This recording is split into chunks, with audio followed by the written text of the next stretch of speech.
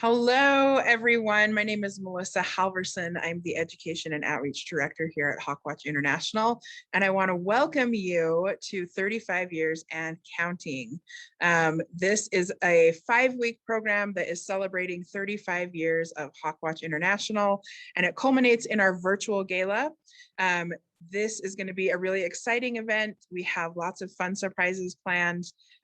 Today, we are here to learn about our Raptor Ambassadors, making science real with HawkWatch International's Raptor Ambassadors. And before we get started, I want to thank our sponsors because it really would not be possible without them. So we want to thank UAMPS, Caddis Enterprises, Next Era Energy, and Antzak, Polish Law, Rocky Mountain Power, Terracon, Enya Renewable Energy, and Tab Bank. If you would like to contribute to continuing our quest for raptor conservation and help us keep counting for another 35 years and more, please consider making a donation at hawkwatch.org/donate, or you can text the word HawkWatch, all one word, to 56651. So that was my first time introducing. I apologize to our sponsors when I mispronounce their name, but we are very grateful for you. So today we're going to be talking about and this is a great note. We do have a sponsor who is matching all of our donations up to, I believe, $50,000. So that's super exciting. It's a great opportunity for us and for you to help your donation make an even bigger impact for our organization. And so I would love, like I said, I'm in the education world. And I have a great team of people that I work with, but today I'm actually not here to talk about people, although I could do that all day and you are going to meet some of them. But I would like to talk about our other partners in education. These are kind of our non-human educators. They have been a huge part of our mission for a long time. So I'm going to go ahead and share my screen here. So HawkWatch International, for those of you who don't know, our mission is to conserve our environment through education, long-term monitoring, and scientific research on raptors as indicators of ecosystem health. And you'll notice right there in that mission is the word education, and it has always been part of what we do at HawkWatch. It's a really unique intersection between science and field work and reaching out to the public and helping them to understand and provide a context for that science so that they can see how it's relevant to their lives and why they should care about it. And we have found over the years that there's one really powerful way to help people care about raptors, and that's the chance to meet one face to face. So I want to kind of go back to the very early years of HawkWatch International. We were founded by the gentleman in the big picture here. His name is Steve Hoffman, and he, as you can see, has a red-tailed hawk on his glove in this picture. And Steve, actually, I'm sure if you've been following our series, you kind of have heard this story, but he began his life back east, did some work at Hawk Mountain Sanctuary, the oldest migration monitoring site in America. And at that time, raptors weren't really thought to migrate in the Western United States. There just wasn't a lot of understanding about what the birds did in the Western half of the country. So Steve came out to Utah to get his master's degree. And while he was hiking around in the fall on mountains, he saw migrating raptors, or at least birds that he assumed were migrating. But he realized the only way to know for sure was to actually start making scientific observations, recording the data. And that involved both counting these birds as they moved through the space and also banding them. And that, was solid proof that these birds were in fact migrating. And that was kind of the beginning of HawkWatch. But in addition to that, Steve had this red-tailed hawk. He had a falconry license to keep this bird.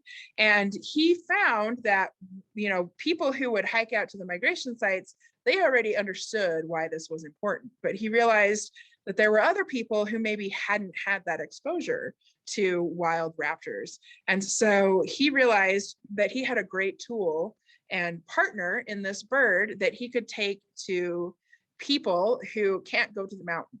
And that included a lot of funders and people who potentially could have a big impact on the organization. So all the way from day one, he was using raptors to help bring awareness to the organization. That role kind of transitioned. So here's a picture of him, in front of a store, kind of doing a program for the general public that was really a fundraising proposition, like, trying to get our name out there. But over time, it became clear that there was a bigger opportunity than just educating people about HawkWatch, and that was educating people about raptors in general. And so over time, there started to be more requests for HawkWatch to come and bring their birds and talk to people about raptors. And so that's when we first started reaching out into classrooms and libraries and community centers and all different kinds of events. These are some of our very early educators working with Raptor ambassadors in several different settings. And you can see that people were really intrigued by these birds. I think in most of these pictures, you can see how interested these children are. And we also had the same experience with adults, like people are really captivated by a bird.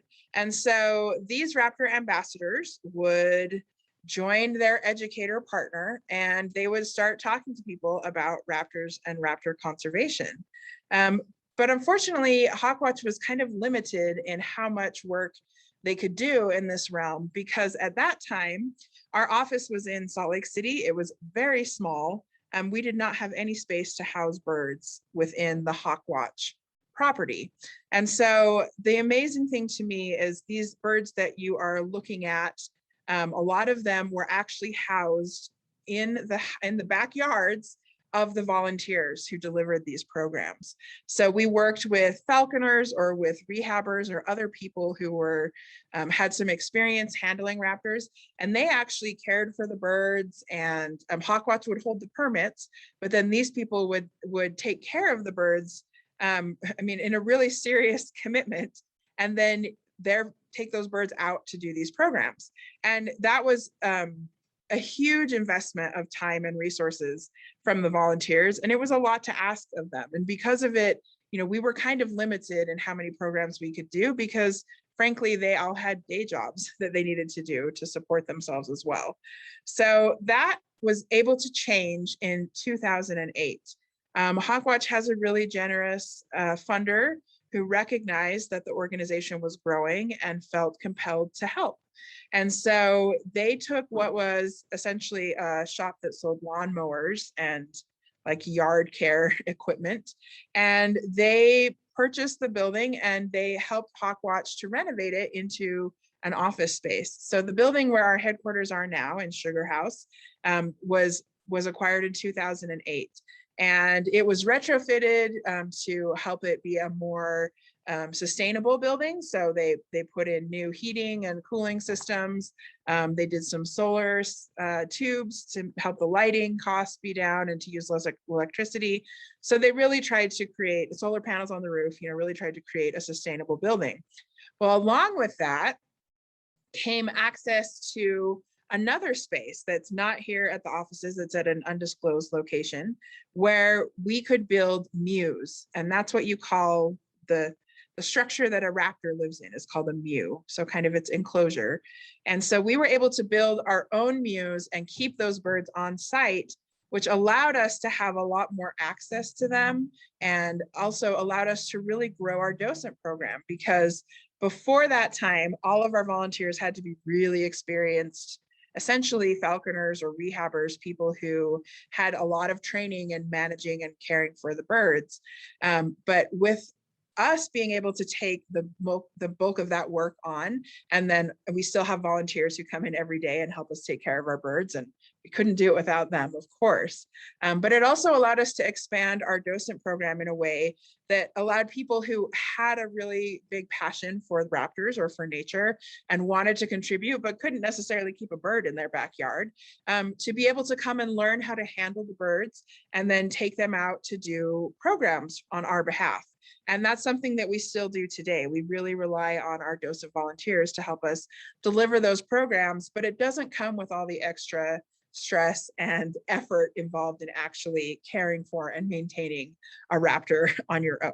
So it was a really great opportunity, and it really changed education, the face of education for HawkWatch International. We essentially went from having one education volunteer that was dedicated to education to our current modern system where we have 4 people whose full-time job is to educate. And then we have this core of docent volunteers who also donate thousands of hours and miles and effort and time every year in order to help us reach out to so many people. On an average year, we typically reach around 40,000 people. And we're hoping once the COVID era starts to draw to a close, we can get back up to those kinds of numbers. So this is what our education looks more like today. So we have this great team of volunteers that go out of their way to serve and to help HawkWatch. And we deliver all kinds of different programs. We spend a lot of time in high schools. We visit every high school in the state on a 3-year rotation. So our team is constantly traveling to rural communities and small schools where they don't really have access to field trips to places like zoos or museums because that's too far for them to travel. So we're able to bring an experience to them. We also have a lot of community programs where people can interact with these raptors. A lot of times those are free. We do our best to secure funding to help us ensure that there isn't an economic barrier, or that there's at least plenty of opportunities that don't involve an economic barrier to be able to access and see the birds. And if you're ever interested, if you're someone who really wants to see a raptor and don't know how to get to one without having to pay some kind of admission, send us an email anytime, and I'll give you our contact information at the end. We'll be happy to help you find an event near you where you do not have to pay to encounter one of our birds. It's really our goal to help everyone have a chance to meet them. One of the unique things about our setup is we don't have a public-facing facility. So we're not like a typical zoo or an aviary where people can come to us to see the birds. Because of that, all of our contact is outreach. We bring the birds to the people. And one of the things we've been working on this year in education is what we call closing the nature gap. And so what we've recognized is that access to nature and to wild places is really a privilege. It involves oftentimes expense, it involves gear, it involves time off from work, things like that not everybody can do. It can even be physical limitations that prevent people, or language barriers that make it hard for them to get out into nature. And so what we feel we can do with these amazing birds is to bring nature to the people who can't maybe get out into the wild places where they'd find these birds in their natural habitat. And so that's really important to us, to try and bring these experiences to as many types of people as we possibly can. And when you see the effect of that, when you see the faces of the people that you interact with, when you see how excited they are, I genuinely believe an experience like the one we provide can change a life. I think it can engage kids in science. I think it can help them feel more connected to the place that they live. We all spend so much time indoors in front of screens now. Sometimes coming face to face with a wild animal is a huge breath of fresh air, and it's just extremely helpful to get you reconnected and back into that mind frame of like observing something that's outside of your human experience. And so, yeah, the people part is really super rewarding, but that's not the reason most people get excited about HawkWatch programs. The thing that most people get excited about is the birds, right? I often say, like, I can sort of be the best speaker or presenter, whoops, I skipped a slide, in the world, and I can be entertaining and funny and charming, but there's nothing I can do that will be as effective as what the bird can do by just existing in the same space with a person. I know that I'm not the reason people come to my programs, which is fine, and I'm happy that people are excited to see these birds. So the birds you're looking at here are some of our past Raptor ambassadors. One of the sort of hard things about this work is that people generally live longer than birds do. And all the birds that we use are non-releasable. So we aren't buying birds from breeders. There's not some kind of raptor pet store you can go to. All of our birds generally come from rehabbers who have received a bird that has some kind of injury or issue that makes it impossible for that bird to survive in the wild. So at that point, really the only option is either kind of euthanasia or finding a permanent home for these animals. And so we feel really privileged to be the place that these birds come to spend the rest of their lives. And we are dedicated to caring for them, no matter how long that life lasts. And you're going to meet some birds today that have been around for a long time. Maybe even, I don't know who's watching, but some of these birds might be older than you, and they have been cared for and loved by dozens of people over their lifespan. And so we feel really privileged to be able to work with them. And I would love to share with you some of their stories. So currently we have 8 Raptor Ambassadors. So these are our current birds. And just quickly, I'll go from the top left corner. The golden eagle you see there is Chris. We have Goose, the peregrine falcon, at the top, being a feisty mom defending the eggs that she lays every year because she's still a wild bird and has that instinct. In the top right, we have Artemis, the western screech owl. Below her is Coloris, the red-tailed hawk. Below him is Hallie, the bald eagle. And then to the left of Coloris and Hallie is Jack, the merlin. And then Galileo, the short-eared owl. And finally, in the bottom left corner is Katori, the great horned owl. Now, I wish I could introduce you to all of these birds today, but some of them do have programs coming up, so they needed a break, and so they can't come out every single day. But we do have several birds to share with you today, because I figure, honestly, me talking about this is one thing, but the most effective tool is going to be for me to give you the chance to see the birds for yourself. So I'm going to stop sharing. And we are going to start with Isa Schwartz, who is one of our fantastic educators. And Isa is going to be, I had to peek to see which bird Isa was getting. So Isa is going to be introducing you to Jack the Merlin.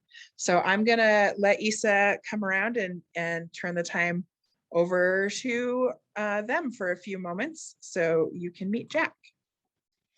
Awesome. Hi, I hope all of you are having a great Tuesday so far. So as Melissa mentioned, this is Jack, a merlin. There's several different subspecies of merlins. So you have your prairie and your taiga and your tundra, and Jack happens to be a taiga merlin. So he's got this beautiful slaty gray kind of back, this lovely buffy beige front. So Jack has been with us for several years. Oh, they're not getting any video, Sammy. Are they getting audio?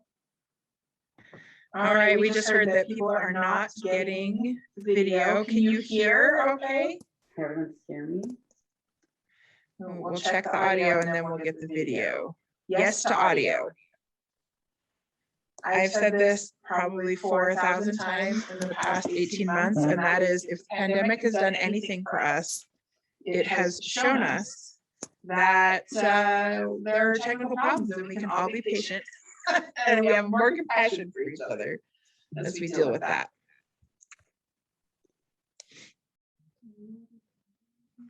Let me see. Oh, there we, I hear, oh, there we are, they say. Let me look at this.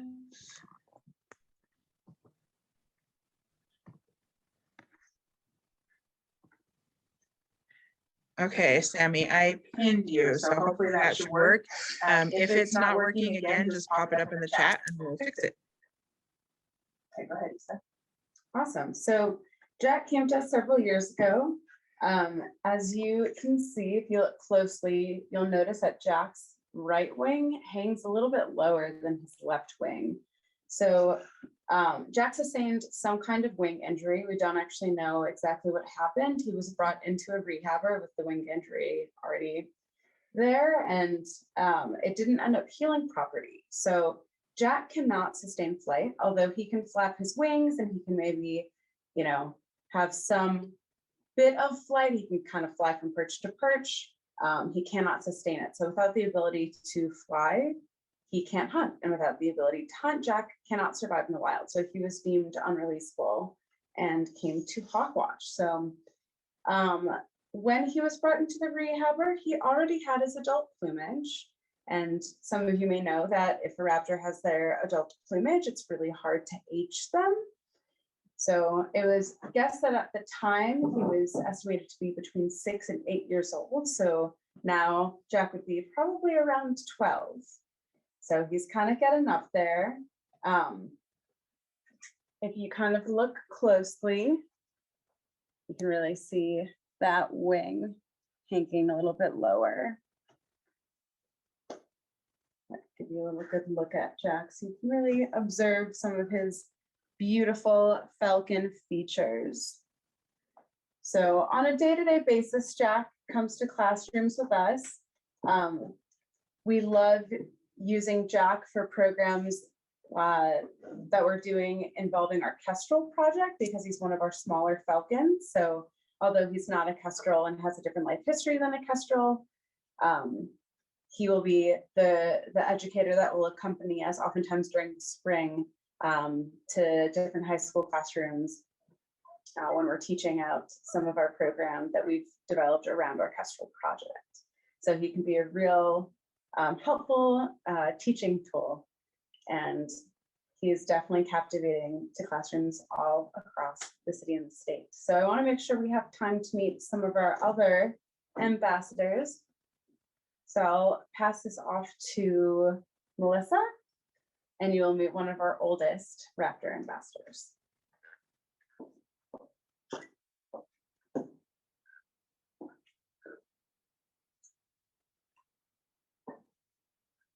All right. So this is a really, all the birds are special, but this is a very special bird for us at HawkWatch. This is Coloris. He is a red-tailed hawk, and if you have sharp eyes, oh, there he goes. Thank you for making that donation. If you had sharp eyes during the slides, you may have noticed in one of those early pictures of volunteers handling birds back when they kept the birds in their own homes. Coloris was actually in one of those photos. So he's been with us for a very long time. Now, as Isa mentioned, when a bird gets its adult plumage, it is really difficult to age that bird. So it's hard to tell how old it is. With red-tailed hawks, they don't get their beautiful red tail until they're at least 2 years old. And Coloris came to us in 1992, and he had a red tail. So if you are a math person and can think through it carefully in your mind, that means he's coming up on 32 years old. He's at least 31, and this spring will probably reach 32, which may or may not be a record. We have had a hard time verifying that. We do know that the oldest banded bird was 30 years old, and then the other oldest bird we've heard of as a program bird was also between 30 and 31. So he has been here for a long time. I kind of think of him as the wise old man of our Raptor Ambassador collection. He is not a bird that we typically take out very much anymore. He is kind of semi-retired, and we feel like he has definitely earned that over, the tens of thousands of people that have met this bird over the years. And one of my favorite things is when people do see Coloris, and usually that's here at our offices. That's pretty much the only place he goes to now. But if we have events here and when people come, this behavior he's doing right now is called rousing, where he's fluffing up his feathers. It's a great sign to me that he is comfortable and happy where he's at right now. So I'm glad to see him do that. But when people come and meet him, sometimes my favorite thing is when a parent comes with a child and says, I remember when I met Coloris when I was a kid. And that has happened more than once. So to think that this bird is bridging generations of raptor lovers and future raptor lovers, it almost makes me tear up. Like I feel very honored that I get to work with Coloris and with all of our birds. So Coloris had a collision with a barbed wire fence, got caught up in a barbed wire fence. And because of that, he had to have a partial amputation. So if I turn him to the rear, you can see that there's some feathers missing on one of his wings. That's kind of like if you lost a couple of your fingers on your hand. Now, as a human, you might be able to adapt and still be able to function. But with a bird, without all of those primary feathers, they're not able to fly. And you can also get a good view of that beautiful red tail, which is, what this bird is named after. So because Coloris can't fly, obviously he is not able to hunt and to live on his own. And he was, clearly he must have been young when he came to us, or else he would not have survived this long. But I'm happy to report that he remains in excellent health. He still eats well. He is, really doing some interesting things that we were kind of surprised by. Sometimes with birds in captive care, you notice things that you don't see in the wild. And part of that is because these are geriatric birds. This is an old man bird. And in the wild, it would be extremely rare for a red-tailed hawk to live this long. Typically, you might see a hawk that is 15 years old would be an old bird. 20 years old would be really old. Like I mentioned, there was one bird that was banded that made it over 30 years, which was extremely rare. In captivity, they live a lot longer. We have access to medical care. We have plenty of food that is free of any sort of parasites or diseases. So they really do get pampered, and that helps us to give them a nice long lifespan. But again, because of that, we sometimes end up with behaviors that you don't observe in the wild, because wild birds generally aren't dealing with the aging process the same way that these raptor ambassadors do. Red tails are one of the most common of the what we call bootios, or the soaring hawks. Usually when people say, I saw a big old hawk on the side of the road on a telephone pole, most of the time I say it's probably a red tail. That's the most likely bird you're going to be seeing. That is a large hawk.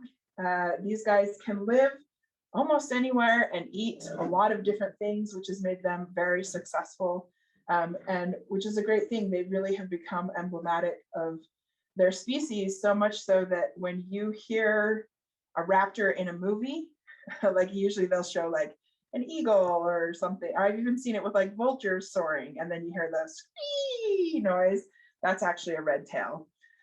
You will see soon that eagles do not have nearly as majestic a call. So we'll give you a chance to experience that. But our eagle, we actually have an eagle coming up, and he's got quite excited by that noise that I just made.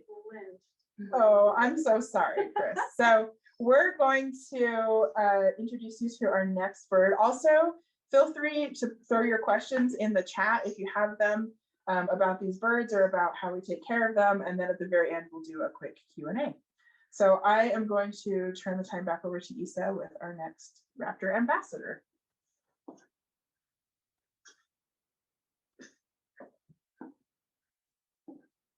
Hello again. It's me, Isa. And I'm here with another beloved Raptor ambassador named Katori. Katori is a great horned owl, and he came to us back in 2010, 2011 around. So Katori's story is a little bit different from the other two birds you've met today who had physical injuries. Katori is actually with us because he's an imprint. So he was found as a fledgling on the side of a trail, and there was, a person who came across him and was concerned that he was either injured or abandoned, and brought him into a rehabber. And Katori didn't have any kind of physical injury, but while he was at the rehabber, he ended up contracting an eye infection, and during that time, that treatment, he was around people a lot and became imprinted.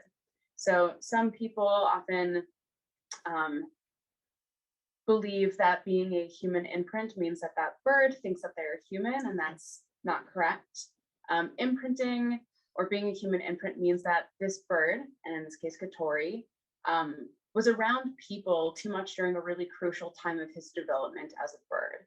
So as any young animal or organism, you have a crucial developmental period of time where you need to learn the skills that are crucial for your survival. So as a young bird, Katori needs to spend, or would have needed to spend, time with his adult parents to learn how to hunt and learn certain crucial behaviors and skills in order to survive in the wild. And since he was around people too much, he didn't develop those skills for himself.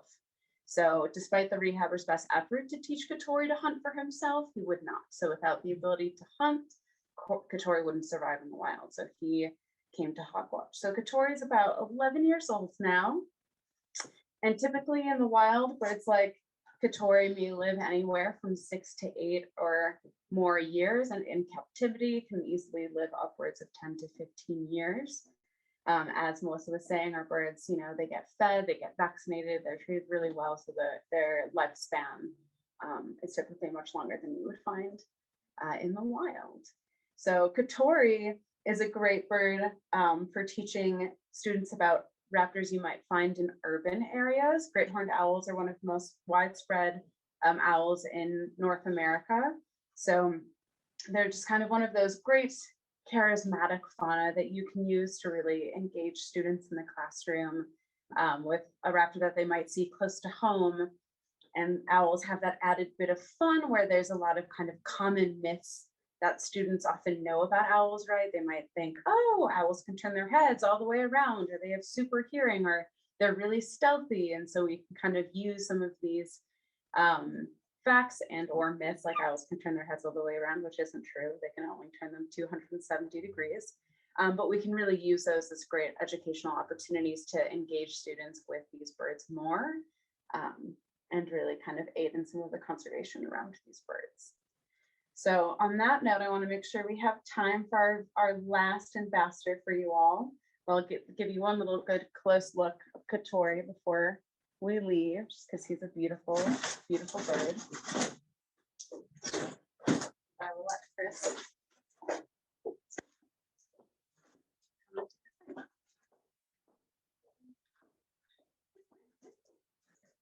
So close.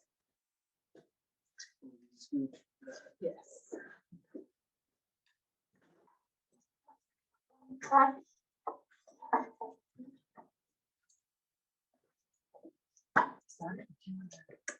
All right.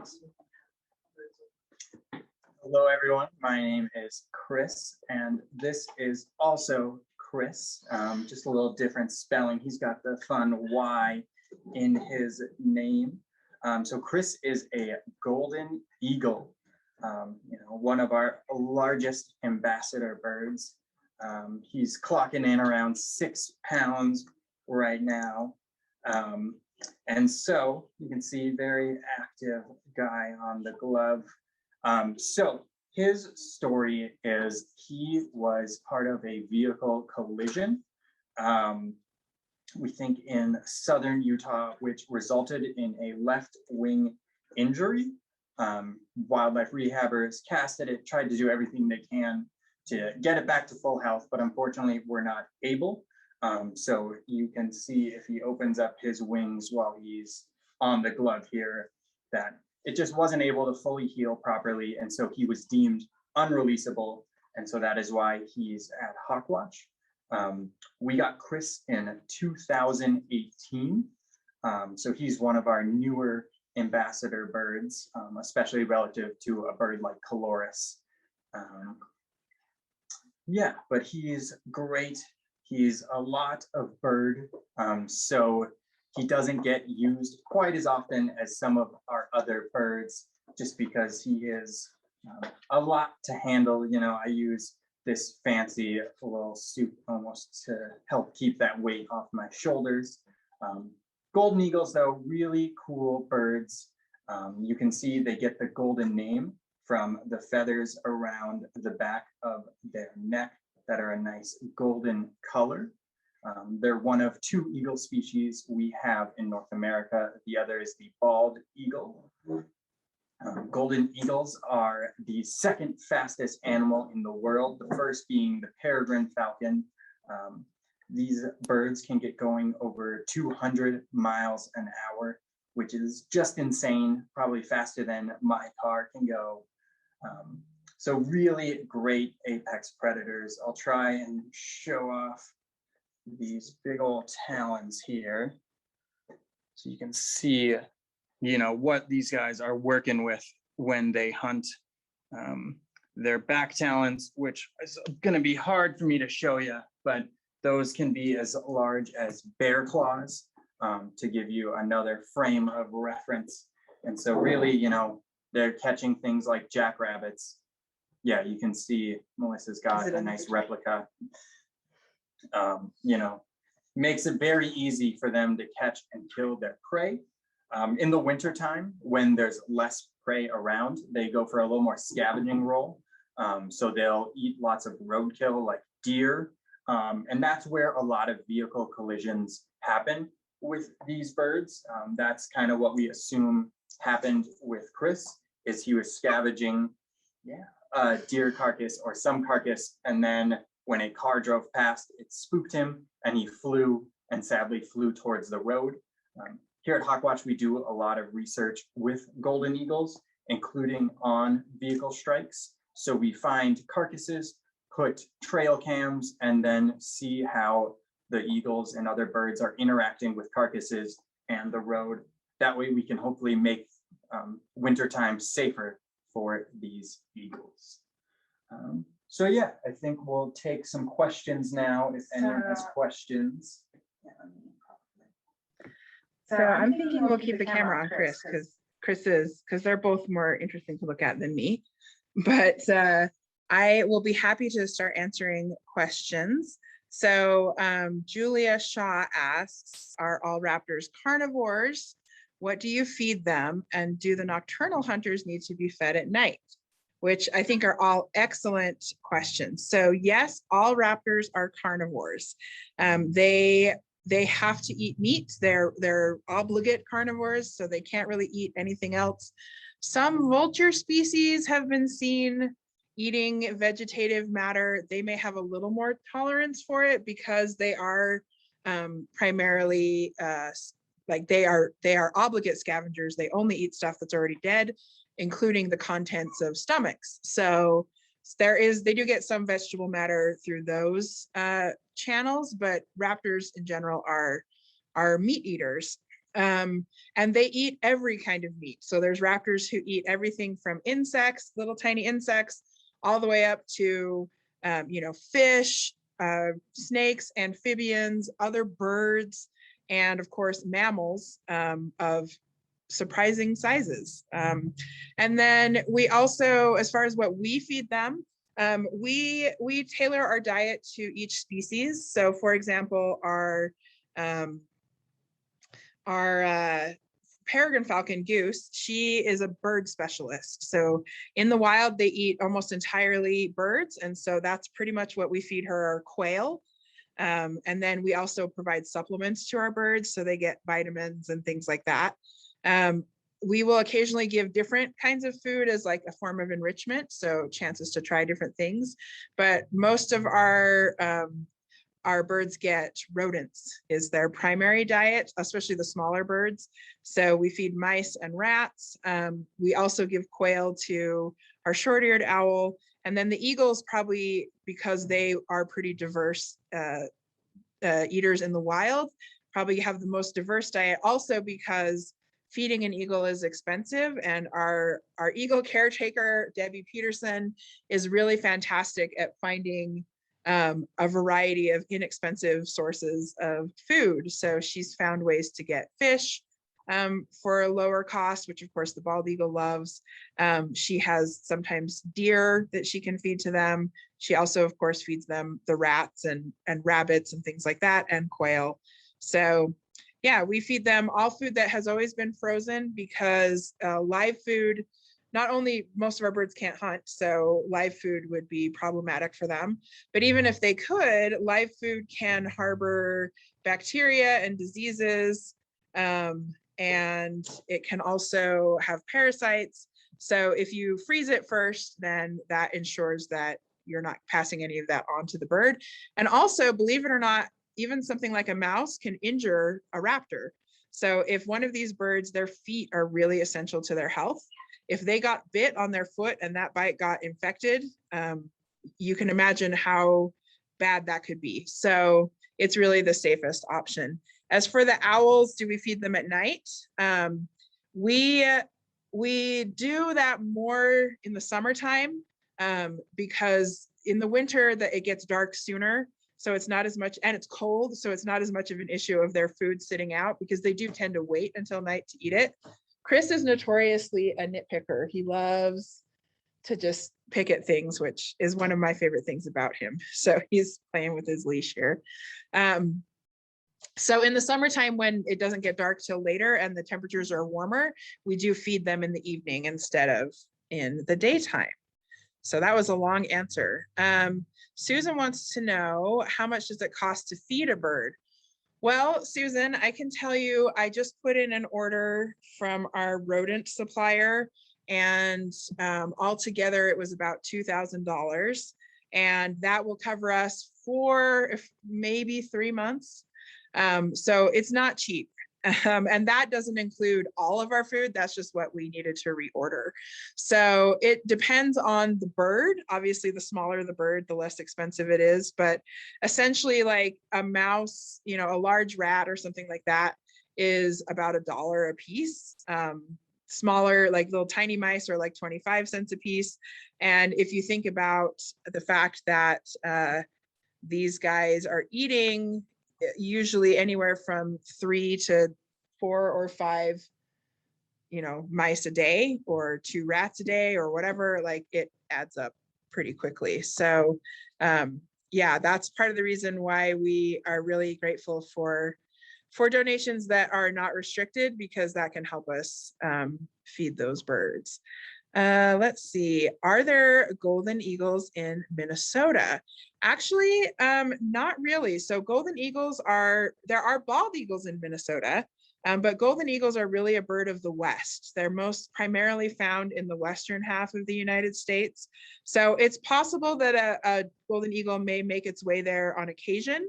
There's always instances of birds kind of veering off the normal path. Presentation about how in the bluffs in like Wisconsin there's been somewhat consistent golden eagle. Interesting. Yeah. So I mean, especially as like climate change happens, who knows how these birds are going to react. Also, because birds fly, it's really hard to say like this is always where they're going to be, because they can fly and they can get blown off by storms or all kinds of things. So yeah, apparently they are. You said that was in Michigan? Wisconsin. So yeah, I think you could definitely check out the eBird app. It's a free app on your phone that tells you where birds have been sighted. And if there is one in Minnesota, it will definitely show up on there, because birders are pretty consistent about posting it. Excuse me. Shanna wants to know, how powerful are eagle eyes compared to other birds? And what is it about their eyes that makes them able to spot prey from far away? You asked my favorite question, Shanna. I could talk all day about bird eyes, but I won't, because that's not fair to y'all. So I've done a lot of research on this, because I've heard a lot of really simplified statements like their eyes are 10 times better than human eyes and things like that. But the truth is, it's really hard to say something like that, because their eyes are different than our eyes. You can see that Chris's eyes are really large. I mean, they're almost as large as as Chris the human's eyes. And the part of the eye that you're seeing is actually only the surface. There is it's actually much bigger further back in their skull. So their skull has really deep eye sockets, because their eyes tend to be more oblong or like oval shaped than round. And so they're really deep, which is what gives them that really deep focus length. So think about a camera lens, right? When you have a really long camera lens, you can zoom in a lot closer without the image becoming shaky or grainy. So they have a really big depth of field, but from those long eyes, they also have a really high concentration of cone cells, which are the cells that see color and are designed to see in the daytime. So when you get into low light conditions, like once the sun goes down, human vision is actually more accurate or better at seeing contrast than eagle vision is. That's why putting a hood on an eagle calms it down, because when it gets dark at all, they really can't see very well. In the daytime, the best sort of way that I have seen it, and this was by a reputable scientist, kind of phrased about how does eagle vision kind of compare to human vision, is that humans, the average human has 20/20 vision, meaning that if you're 20 feet away from the eye doctor sign, you know, on the 20/20 line, you can read the letters and see them clearly. An eagle has the equivalent of 24 or 25 vision. So what that means is what we see clearly at 4 or 5 feet away, an eagle can see clearly 20 feet away. So another way to think about that is if you were looking down at the sidewalk, right? If you're a 5 foot tall person or you're kind of stooping over and you're looking down at the sidewalk and you see an ant crawling around, the level of detail you see is the same level that eagle would see on a 20-foot building, a 2-story building. So it's the depth of their eyes that really helps to enable them to see so well, and the high concentration of those cone vision cells. They also have, I'm sorry, I told you I wouldn't talk about this all day, so this will be my last thing about eagle eyes, but they also have 2 what are called fovea. So the fovea is the spot in your eye where the vision cells are clustered the most densely. So you have one too. When you squint your eyes or kind of tilt your head to see something that's a little blurry and it comes into focus, you're essentially focusing that image on your fovea where you have the most acute or accurate vision. And eagles have one in the back like we do, but they also have one on the side, which helps them to see at high speeds. So when they're flying and trees and things or whatever is flying past them at high speeds, they can still focus on it sharply. Okay, I apologize for rambling about eagles. Somebody said they didn't hear Chris's answer about the eagles. So Chris said he had recently read that there has been a fairly consistent population of eagles in Wisconsin. So that is that's news to me and something we should all look into because that sounds really cool. Okay. Looks like, can we see the eagle all the way around? So we'll try and get his back. So Chris weighs about 8 pounds.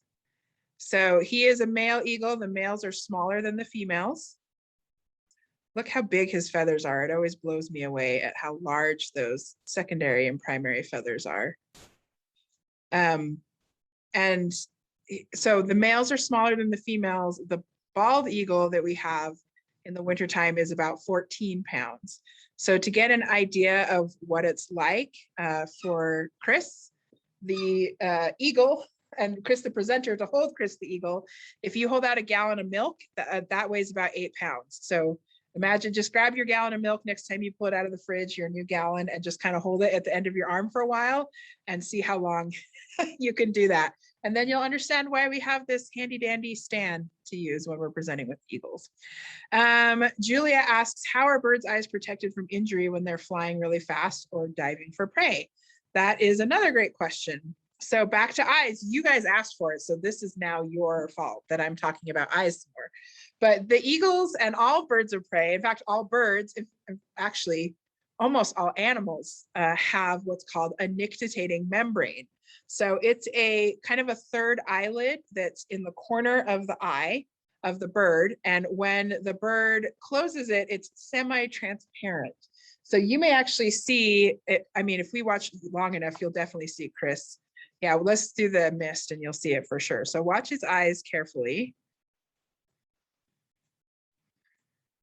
So I don't know if you see that kind of pale whitish membrane that's flashing across his eyes. That's his nictitating membrane.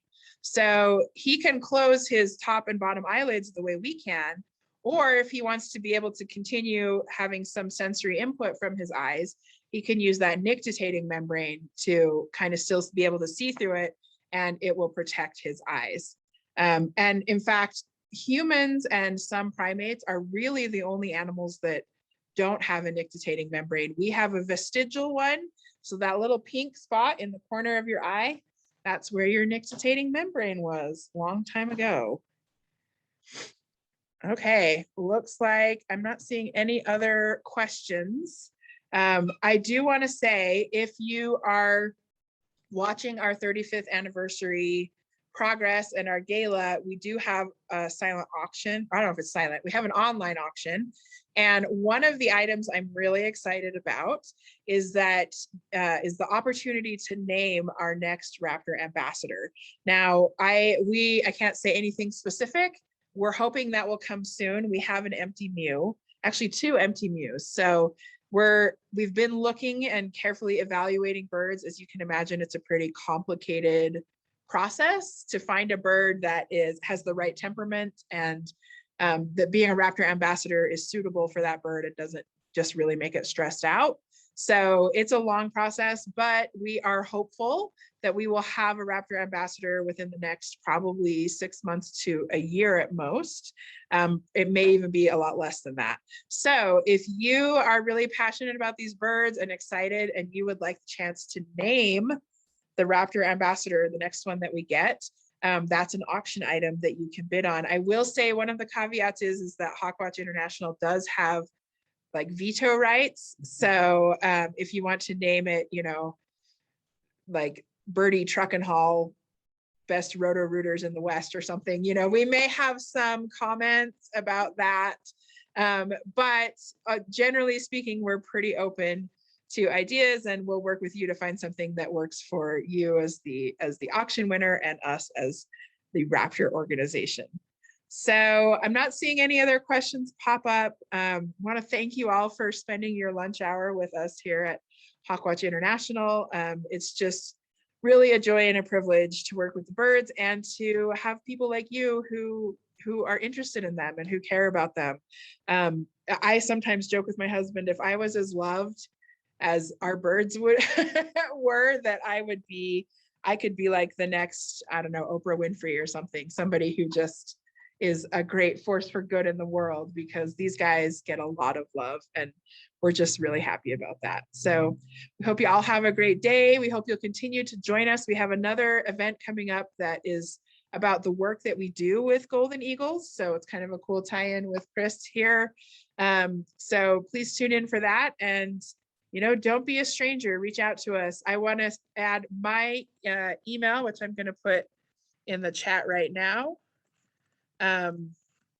If you have questions about programs, about either scheduling a program or finding a program that you can attend locally, you can reach out to me at that email address, and we'll be happy to help you, find an opportunity to see these birds in person.